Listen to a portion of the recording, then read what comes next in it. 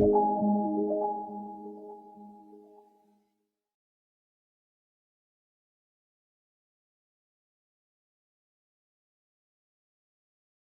Friends, मैं हूं doctor नवीन अग्रवाल। मैं एक इंटरवेंशनल कार्डियोलॉजिस्ट और गुजरात के वलसाड़ और वापी एरिया में प्रैक्टिस करता हूं।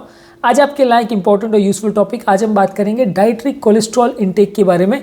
कोलेस्ट्रॉल कौन कौन से डाइटरी फूड स्टफ में रहता है, कौन कौन सी चीज़ों में कोलेस्ट्रॉल ज़्यादा रहता है, किन चीज़ों को डाइट से हमें अवॉइड करना चाहिए, ट्रांस फैट्स क्या होते हैं और ट्रांस फैट्स किस चीज़ों में ज़्यादा होते हैं, किन चीज़ों को उसमें अवॉइड करना चाहिए, इनका एक्चुअल में क्या रोल है जिसकी वजह से लोगों ने ट्रांस फैट्स को बैन किया। 2017 में ट्रांस फैट्स बैन हो गए थे। कौन कौन से फूड स्टफ से फैट्स को हम कम कर सकते हैं, उनको ज़्यादा मात्रा में लेना चाहिए, और कौन कौन से कुकिंग टेक्निक्स है जिसके माध्यम से अगर हम नॉन वेजिटेरियन फूड खासकर अगर पका रहे हैं तो उसमें हम फैट के कंटेंट को कम कर सकते हैं। ये सारी चीज़ों के बारे में बात करेंगे। इन जनरल एक कोलेस्ट्रॉल रिलेटेड जो भी इश्यूज़ आते हैं उस पर एक ये ओवरव्यू है। हमने ऑलरेडी कोलेस्ट्रॉल रिलेटेड काफ़ी टॉपिक्स किए, तो आप उन सबको भी देख सकते हैं। इस टॉपिक में हम कुछ और एडिशन टू योर नॉलेज करने की कोशिश करेंगे ताकि आप कोलेस्ट्रॉल के बेसिक कॉन्सेप्ट को समझ सके और उसके बारे में सजग हो सके और अपने लाइफस्टाइल को चेंज कर सके ताकि आप कोलेस्ट्रॉल के रिलेटेड प्रॉब्लम से बच सकें। ये टॉपिक काफ़ी इंटरेस्टिंग और प्रैक्टिकल यूटिलिटी का होगा, इसे रिक्वेस्ट करूँगा कि इसे एंड तक देखें। जो लोग हमारे चैनल पे नए हैं उन्हें रिक्वेस्ट करूँगा चैनल को सब्सक्राइब करें। यदि आपको लगता है कि ये कंटेंट आपके फ्रेंड्स और रिलेटिव्स के लिए यूजफुल है तो लिंक को उनके साथ शेयर कीजिए। यदि आपकी कोई कमेंट्स, क्वेरी, सजेशंस है या कोई और टॉपिक्स पर आप चाहते हैं हम वीडियोज़ बनाएं या कोई पेशेंट रिलेटेड क्वेरीज है तो नीचे कमेंट सेक्शन में उनके बारे में बताइए। हम उन टॉपिक्स को भी कवर करेंगे और आपकी क्वेरीज को भी सॉल्व करने का प्रयास करेंगे। आज का टॉपिक पर। आज का टॉपिक है कोलेस्ट्रॉल रिलेटेड डाइटरी जो इवेंट्स हैं या डाइटरी प्रॉब्लम्स है उस बारे में बात करेंगे।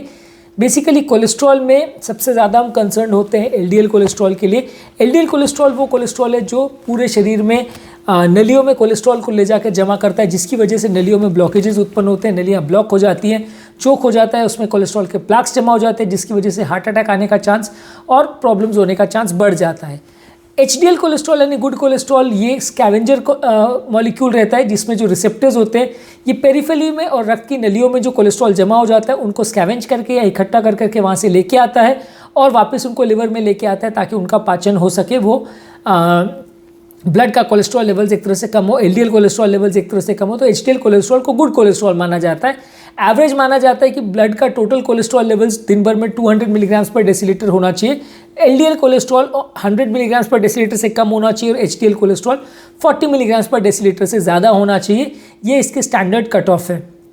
ज़्यादातर हर व्यक्ति जिसकी उम्र 20 साल से ज़्यादा है उसमें इंटरनेशनल गाइडलाइंस कहते हैं कि हर 5 साल में एक बार उसको कोलेस्ट्रॉल चेक करना चाहिए। और जिन लोगों में कोमॉर्बिड कंडीशन ज़्यादा हैं, डायबिटीज़ है, प्रेशर है या फैमिली हिस्ट्री हार्ट की प्रॉब्लम्स की या पहले से उनका कोलेस्ट्रॉल लेवल ज़्यादा है, उनको आइडियली हर साल कोलेस्ट्रॉल लेवल को चेक करना चाहिए और उसके बेसिस पे अपनी डाइटरी मॉडिफिकेशंस और अपनी लाइफस्टाइल मॉडिफिकेशंस को एड्रेस करना चाहिए ताकि आप कोलेस्ट्रॉल लेवल्स को कंट्रोल कर सकें। आते हैं आज के टॉपिक पर, मेन हिस्से पर। आज हम बात करेंगे फूड्स कौन कौन से हाई हैं कोलेस्ट्रॉल में और उन चीज़ों को हमें अवॉइड क्यों करना चाहिए। देखिए, एक काफ़ी लोगों का कॉन्सेप्ट ये आता है कि कोलेस्ट्रॉल अगर बहुत ज़्यादा कम हो जाएगा तो क्या वो बॉडी के मेटाबॉलिज्म को अफेक्ट करेगा, सेल मेम्ब्रेन क्योंकि कोलेस्ट्रॉल से बनते हैं तो क्या वो डिजनरेट होना चालू हो जाएंगे। यूजली ऐसी कोई भी स्टडी नहीं है जो शो करती है कि अगर कोलेस्ट्रॉल लेवल इवन 30 मिलीग्राम्स पर डेसीलीटर अगर एलडीएल भी हो जाए तो भी बॉडी उससे ख़राब हो जाएगी या फैट सोल्यूबल विटामिन उसमें कम हो जाएंगी, कि विटामिन डी डिफिशिएंसी हो जाएगी, कि हार्मोन्स बनने कम हो जाएंगे। हालांकि ये सारा रोल कोलेस्ट्रॉल प्ले करता है, लेकिन बॉडी में फिर भी इतना रिजर्व कोलेस्ट्रॉल रहता है कि अगर आप डाइटरी कोलेस्ट्रॉल को कम भी कर दें और बहुत कम भी कर दें तो भी वो सिग्निफिकेंटली कोई नुकसान नहीं करता। और ज़्यादातर स्टडीज़ में तो उल्टा ये शो किया गया है कि जितना लो हो उतना ज़्यादा अच्छा।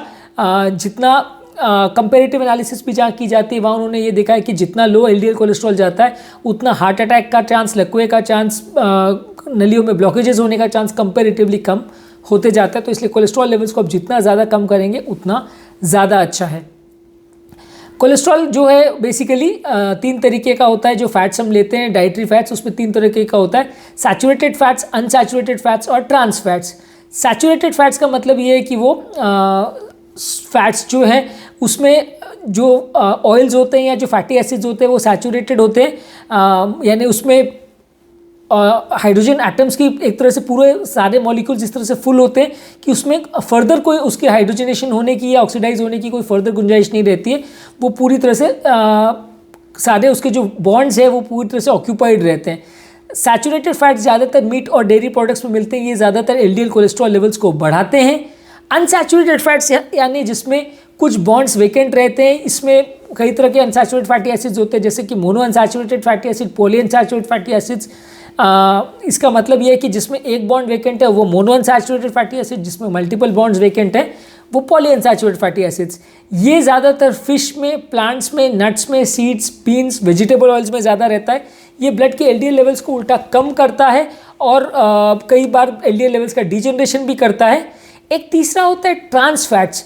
ट्रांस फैट्स का बेसिकली मतलब है कि वो वेजिटेबल्स ऑयल जिनको हाइड्रोजनेट किया गया है, यानी पहले जो डालडा वगैरह का कॉन्सेप्ट था कि जिसमें हाइड्रोजनेटेड ऑयल्स होते थे, वो सॉलिड तो होते थे लेकिन हाइड्रोजनेशन उनको आर्टिफिशियली किया जाता था।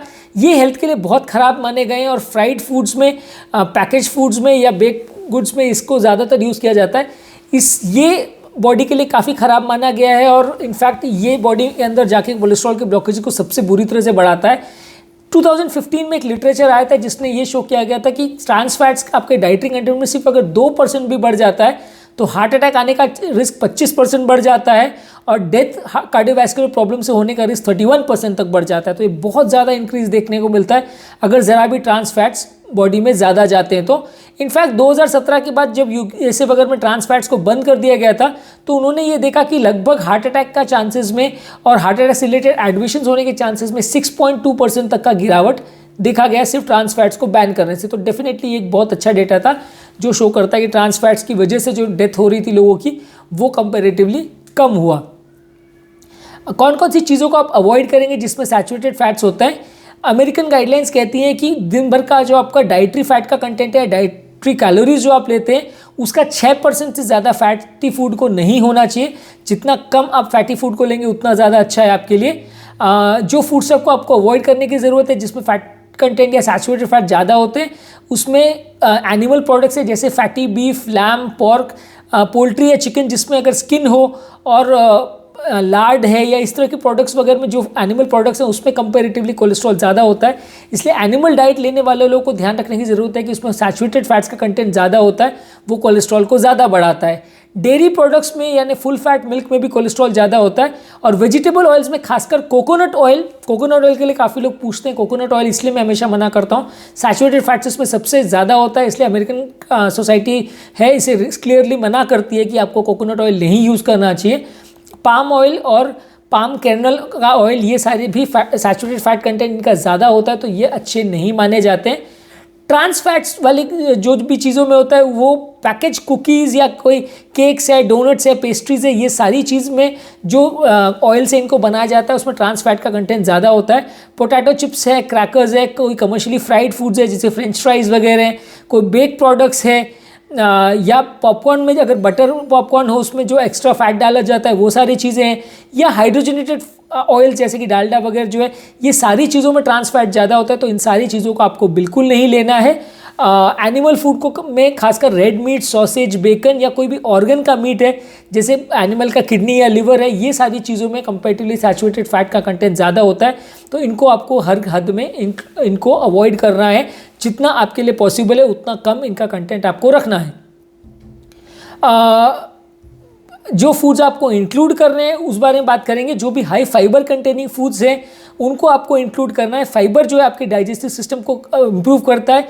फाइबर जो आपके ब्लड स्ट्रीम में कोलेस्ट्रॉल है उसको भी बाइंड करता है और उनको मोशन के जरिए निकाल देता है। तो जितना ज़्यादा आपके डाइट में फाइबर कंटेंट होगा उतना आपके लिए अच्छा है। ज़्यादा फाइबर कंटेनिंग चीज़ में नट्स है, सीड्स है, लेग्यूम्स है, ओट का ब्रैन है, शिया या फ्लैक्स सीड्स है, बीन्स है, बार्ली है, psyllium, oranges, blueberries, Brussels sprouts, ये सारे ही चीज़ों में कंपैरेटिवली फाइबर कंटेंट ज़्यादा रहता है तो ये आपके कोलेस्ट्रॉल कंटेंट को कम करता है और आपकी हेल्थ के लिए अच्छा है। फाइबर एक इम्पॉर्टेंट डाइटरी प्रोडक्ट है जो दो तरीके का होता है, एक सॉल्यूबल फाइबर और एक इनसॉल्यूबल फाइबर।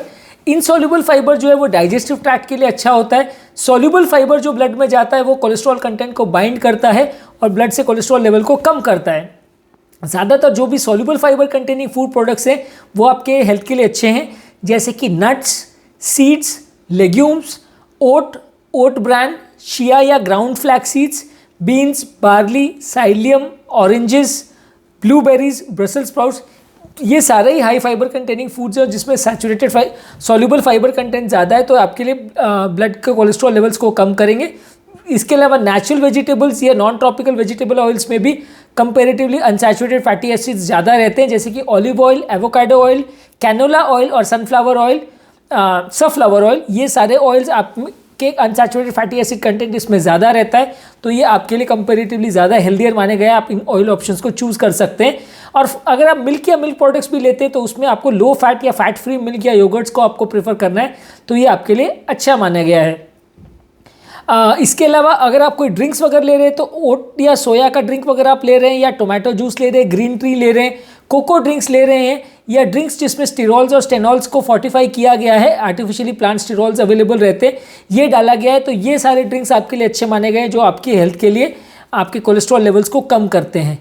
कुछ कुकिंग टेक्निक्स की लास्ट में बात करेंगे जिससे कि आपका कोलेस्ट्रॉल लेवल कम होता है। अगर आप कोई भी एनिमल फूड प्रिपेयर कर रहे हैं तो उसमें एक्स्ट्रा तेल को हटाने के लिए रैक या कोई ऐसा चीज़ यूज़ करें जो एक्स्ट्रा ऑयल को ड्रेन ऑफ करे। अगर आप फैट ड्रिपिंग्स को यूज़ कर रहे हैं मीट को बेस्ट करने के लिए, तो उसके बदले आप वाइन यूज़ कर सकते हैं। ज़्यादातर मीट को आप बॉयल या ग्रिल या ब्रॉयल करें रादर देन उसको पैन में फ्राई करना। और जितना भी विजिबल फैट उसके ऊपर अगर दिखता है आपको पोल्ट्री वगैरह पे या आपके मीट पर, तो उसको आप ऊपर से हटा दीजिए। कोई अगर फूड प्रोडक्ट आप सर्व भी कर रहे हैं और ऊपर अगर ऑयल की लेयर जम गई है तो उसका ऊपर का जो पूरा लेयर है उसको आप स्किम कर दीजिए। दूध वगैरह की मलाई को आप निकाल दीजिए, तो कंपैरेटिवली आपका ऑयल कंटेंट उसमें कम हो जाएगा, क्योंकि ऑयल जो है वो फ्लूइड या लिक्विड से हल्का होता है, इसलिए वो कोई भी फ्लूइड के लेयर के ऊपर जम जाता है। आपने दालों वगैरह में भी कई बार देखा होगा कि ऑयल की पूरी एक लेयर जम जाती है, आप उसको हटा के नीचे से अगर डाल लेंगे तो कंपैरेटिवली ऑयल कंटेंट कम जाएगा। तो एक थोड़ा सा हेल्दी कुकिंग प्रैक्टिस है जिसको आपको सर्व करते समय भी थोड़ा ध्यान रखना चाहिए। तो आज के टॉपिक में हमने कोलेस्ट्रॉल रिलेटेड बात की। कोलेस्ट्रॉल क्या होता है, कोलेस्ट्रॉल किन चीज़ों में होता है, किन चीज़ों में नहीं होता है, कौन से फूड प्रोडक्ट्स आपको लेने की ज़रूरत है, कौन से नहीं लेने चाहिए, ट्रांस फैट्स क्या होता है और वो किस तरह से बॉडी को नुकसान करते हैं, इस बारे में बात की।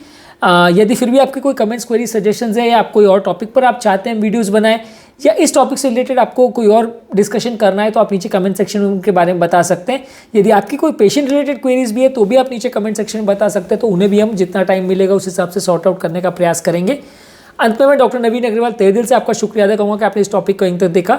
जो लोग हमारे चैनल पर नए हैं उन्हें रिक्वेस्ट करूँगा कि चैनल को सब्सक्राइब करें। जो लोग इस कंटेंट को इंग्लिश में देखना चाहते हैं उनके लिए रिसेंटली डॉक्टर नवीन अग्रवाल कार्डियो केयर इंग्लिश करके हमने चैनल स्टार्ट किया, आप उस कंटेंट को इंग्लिश में भी देख सकते हैं।